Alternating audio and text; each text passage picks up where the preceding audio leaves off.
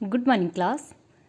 बच्चों, आज की वीडियो शुरू करने से पहले कोविड-19 से संबंधित दिशा निर्देश हम लोग पहले पढ़ लेंगे।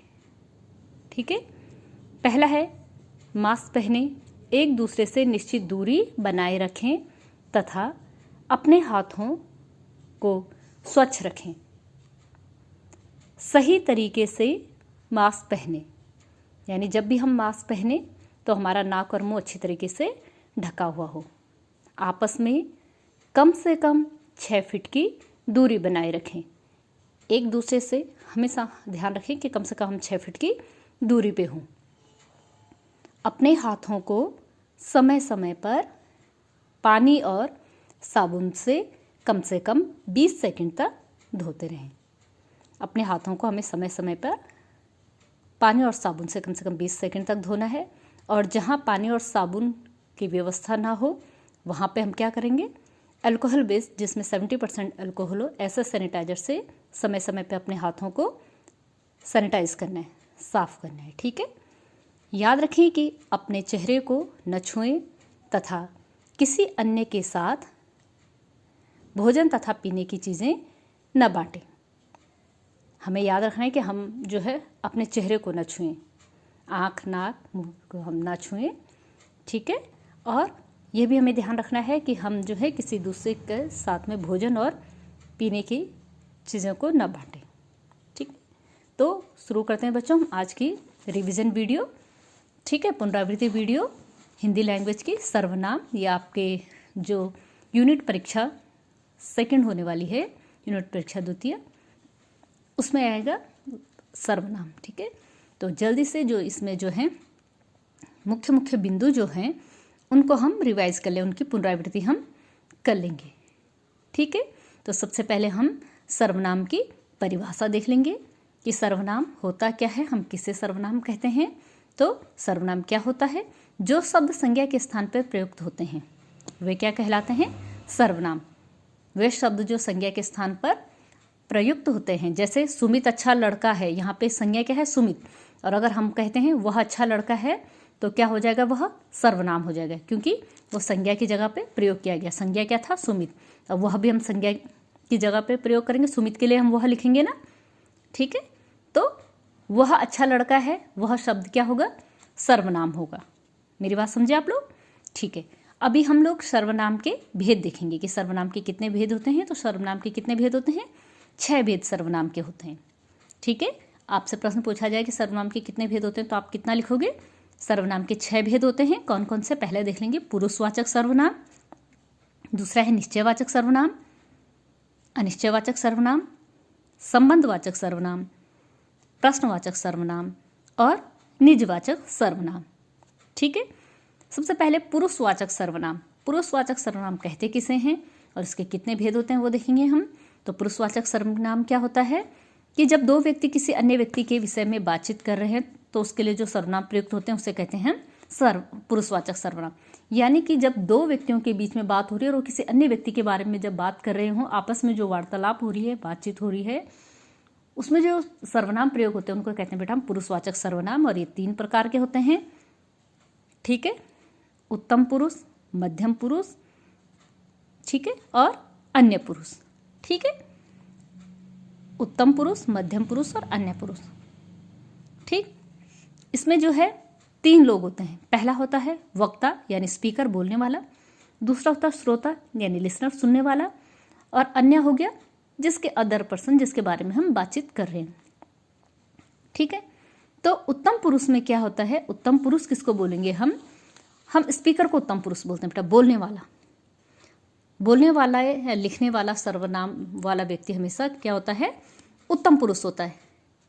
तो वाक्य में आप देख लेंगे कि लिखने वाला या बोलने वाला जो भी स्पीकर जो हमारा होगा वो हमारा क्या होगा, उत्तम पुरुष होगा। समझ जाओगे आप लोग। ठीक है। मध्यम पुरुष यानी जिसको हम संबोधित कर रहे हैं।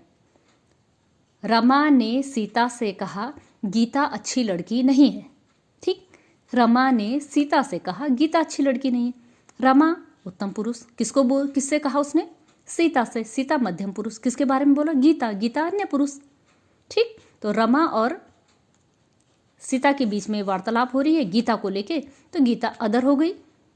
स्पीकर हो गई रमा, लिसनर हो गई सीता और अदर हो गई गीता। ठीक, तो ये एक एग्जाम्पल मैंने आपको दिया। इसके अकॉर्डिंग आप लोग समझ गए होंगे कि प्रथम पुरुष कौन हो गया, मध्यम पुरुष कौन होगा और अन्य पुरुष कौन होगा। समझ गए? प्रथम पुरुष यानी बोलने या लिखने वाला, मध्यम पुरुष जिसको संबोधित करके कुछ कहा जा रहा है यानी जिससे हम बात कर रहे हैं, इसमें तू, तुम, तुम्हें, तुझे, आप, हम लोग ऐसे सर्वनाम आते हैं। और अन्य पुरुष जिसके बारे में वक्ता और श्रोता की आपस में बातचीत करें, जैसे वे लोग, ये, वह आदि। ठीक है, अब देखेंगे सेकंड, निश्चयवाचक सर्वनाम। ठीक है, निश्चयवाचक सर्वनाम क्या होते हैं? जो सर्वनाम पास की या दूर की वस्तु या व्यक्ति को और संकेत करेंगे। दूर या पास के व्यक्ति या वस्तु की ओर जो संकेत करें, निश्चित संकेत करना जरूरी है इसमें, निश्चित संकेत करें, उसको हम निश्चितवाचक सर्वनाम कहेंगे। जैसे हम बोलते हैं यह पुस्तक मेरी है, यानी हमने निश्चित तौर से यह मेरी पुस्तक है, हम पूरे श्योर है इस बात को लेकर कि यह पुस्तक मेरी ही है। ठीक है, वह मेरा विद्यालय है। यहाँ पे जो भी सर्वनाम आ रहे हैं वो निश्चित सर्वनाम है, यानी कि वो बिल्कुल तय है जिस चीज़ के बारे में हम बोल रहे हैं। ठीक है, अब अनिश्चयवाचक सर्वनाम, किसी दूर या पास के व्यक्ति या वस्तु के बारे में जब कोई निश्चित सूचना हमें ना मिले, है ना, अनिश्चितता बनी रहे, तो अनिश्चयवाचक सर्वनाम होता है। ठीक है, जिस सर्वनाम से किसी निश्चित प्राणी, व्यक्ति या वस्तु का बोध ना होता उसे अनिश्चयवाचक सर्वनाम है। जैसे दरवाजे पे कोई आया है, निश्चित सूचना में नहीं मिल रही कि कौन आया है। ठीक है, या दूध में कुछ पड़ गया है, यहाँ पे भी कोई निश्चित सूचना में नहीं मिली है कि क्या गिर गया है, तो यह अनिश्चयवाचक सर्वनाम हुआ बेटा। कोई, कुछ, है ना। संबंधवाचक सर्वनाम क्या होता है? वाक्य में प्रयुक्त दूसरे संज्ञा या सर्वनाम शब्दों से संबंध बताने वाले सर्वनाम संबंधवाचक सर्वनाम कहलाते हैं। जैसे जो मेहनत करेगा वह पास होगा। ठीक है, तो जो मेहनत करेगा उसका संबंध किससे है? पास होने से, वही पास होगा। ठीक है, जो करेगा सो भरेगा। तो इस तरीके के सर्वनाम जो आपस में संबंध बताते हैं, जैसे जो, वह, जो, सो, ये क्या है? संबंधवाचक सर्वनाम कहलाते हैं। ठीक, अब देखो प्रश्नवाचक सर्वनाम क्या होंगे? जिस सर्वनाम का प्रयोग किसी व्यक्ति या वस्तु के संबंध में प्रश्न पूछने या जानने के लिए किया जाता है, उन्हें प्रश्नवाचक सर्वनाम कहेंगे, है ना। प्रश्न पूछने के लिए जहाँ पे किया जाता है जिन सर्वनामों का प्रयोग, जैसे कौन आया, तुमने आज क्या खाया, तुम कौन सी कक्षा में पढ़ते हो, तुम्हारा नाम क्या है। ठीक है, इस तरह के बहुत सारे वाक्य होंगे जिसमें प्रश्न पूछा जाएगा, तो ये क्या होगा? प्रश्नवाचक सर्वनाम। ठीक है, जहाँ सर्वनाम शब्द द्वारा प्रश्न पूछा जाए बच्चों, वहाँ पे क्या होता है? प्रश्नवाचक सर्वनाम। ठीक, इतना आप लोग समझ गए अच्छे से? ठीक है, अब है निजवाचक सर्वनाम। निजवाचक सर्वनाम क्या होगा? निजवाचक सर्वनाम वो होगा बेटा जहाँ पे जो है कर्ता यानी सब्जेक्ट, वह सर्वनाम जो कर्ता के साथ अपनापन का बोध कराते हैं, यानी हमारा सब्जेक्ट जो भी होगा वाक्य में उसके साथ जो है अपनेपन का बोध कराएंगे। जैसे मोहन यह काम स्वयं कर लेगा, यहाँ पे सब्जेक्ट क्या है? मोहन। तो स्वयं जो आया है हमारा सर्वनाम, वो किसके लिए आया है? मोहन के लिए आया है कि मोहन यह काम स्वयं कर लेगा। तो स्वयं सर्वनाम मोहन के लिए आया, मोहन की निजता प्रकट कर रहा है, मोहन के बारे में बता रहा है। ठीक है, तो ये क्या हो गया? निजवाचक सर्वनाम। वह अपने आप आ गया, वह अपने आप, वह के लिए ही अपने आप सर्वनाम यूज हुआ है, प्रयोग हुआ है, तो ये क्या है? निजवाचक सर्वनाम। ठीक है, तो अभी आप लोग सर्वनाम समझ गए, सर्वनाम के 6 भेद आप लोग समझ गए हो, पुरुषवाचक से लेके निजवाचक सर्वनाम तक। ठीक है ना, पुरुषवाचक सर्वनाम से लेके निजवाचक सर्वनाम तक आप लोग समझ चुके हैं। ठीक है, अब इसमें जो है कुछ सर्वनाम शब्द जो है बेटा आपकी पाठ्य पुस्तक में भी ये दिए गए हैं कि सर्वनाम शब्दों की रूप संरचना।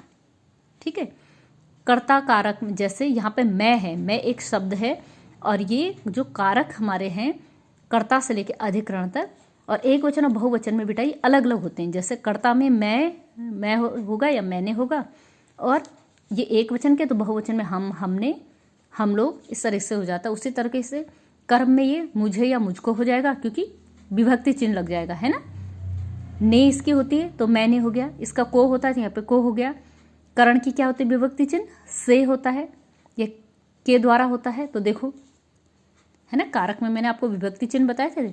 उसी प्रकार से तू शब्द के जैसे इसके हैं मैं के, वैसे ठीक तो शब्द के भी हैं, एक वचन में और बहुवचन में। लगाना क्या है, सिर्फ आपको विभक्ति चिन्ह प्रयोग करते जाने हैं, और विभक्ति चिन्ह आपको बता रखे हैं कारक के, ठीक है। हर कारक का आपको विभक्ति चिन्ह पता है। कर्ता का ने होता है, कर्म का को होता है, करण का से या द्वारा होता है, संप्रदान का क्या होता है, को या के लिए होता है, ठीक है ना। इसी प्रकार से यहाँ पे से अपादान का पृथकता यानी कि अलग होने के लिए होता है, ठीक है। सारे शब्दों को इसी प्रकार से लिखा है, वह का, तू, जो, है ना। करना क्या है आपको, सिर्फ आपको कारक चिन्ह याद रखने हैं बेटा, ठीक है। और एक वचन में वो क्या होंगे और बहुवचन में क्या होंगे, है ना। अगर आपको कारक चिन्ह याद है तो आपको कोई परेशानी ही नहीं होनी है। आपको पता है कि कर्ता का कारक चिन्ह क्या है, उसमें जो है तो जो ही रहेगा या जिसने हो जाएगा, और बहुवचन में जिन्होंने, जिन लोगों ने, है ना। और कर्म का चिन्ह क्या है, से है या के द्वारा है, तो उस तरीके से ये भी जहाँ जरूरत है वहाँ के द्वारा लगेंगे, जहाँ नहीं है वहाँ हम सिर्फ को लिखेंगे, है ना। इस तरह से कोई, ठीक है। तो अभी आप लोग जो है सर्वनाम अच्छे से समझ गए हो बच्चों, ठीक है ना। सर्वनाम की परिभाषा, सर्वनाम के भेद समझ गए हो। अब आपको पुनरावृत्ति जो है, जो वर्कशीट दी जाएगी उसको आप लोग करेंगे, और पाठ को बेटा अच्छे से पढ़ना है, आपको बहुत अच्छे से पढ़ना है, उदाहरण अच्छे से करने हैं, ठीक है ना।